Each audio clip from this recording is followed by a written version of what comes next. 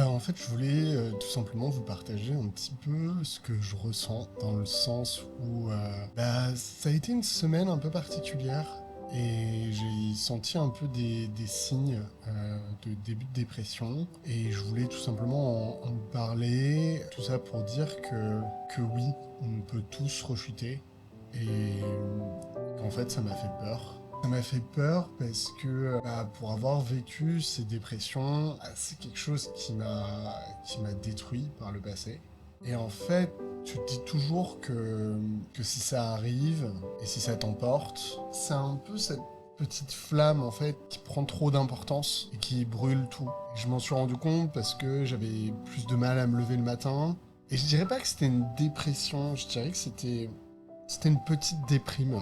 Mais ce que je voulais partager, c'est cette peur et aussi le fait que personne n'est invincible et que personne n'est guéri, et moi y compris. Et ce que j'ai fait, pour donner des choses assez concrètes, c'est que déjà j'en ai parlé à Julien, mon père aidant, ce qui m'a fait beaucoup de bien. J'ai essayé de sortir de la culpabilité, sortir de l'isolement, parce que en fait je m'étais isolé et ça va très vite, hein. Une journée d'isolement, moi c'est en jouant aux jeux vidéo, et puis perte de confiance en soi, et puis honte, et puis culpabilité, et puis après rapidement tu peux faire une deuxième journée. Et heureusement ça a été vraiment le côté routine, ça a été le fait d'avoir un espace de travail, et d'où l'importance pour moi de travailler, peut-être d'en parler aussi avec ma copine, puis l'air de rien de sortir, de me dire ouais, le travail est peut-être un petit peu moins important en ce moment que ce que ça a pu être. Et du coup je suis allé beaucoup marcher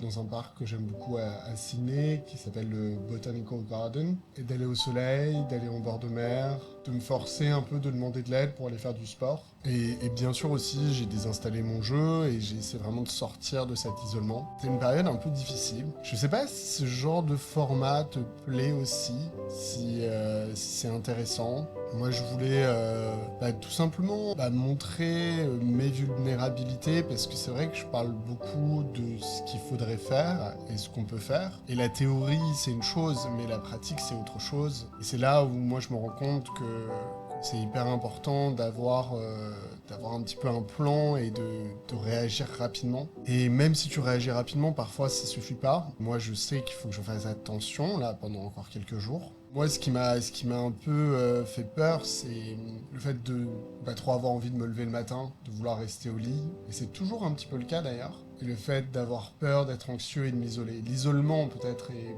le pire des trucs. Je suis curieux de savoir ce que toi t'as ressenti la dernière fois, si jamais t'as des conseils aussi, parce que moi je suis comme toi en fait, j'apprends tous les jours sur ma bipolarité et j'essaie de trouver des solutions pour éviter justement de nouveau de vivre ces phases. Voilà, format un peu différent, et en te souhaitant une belle journée.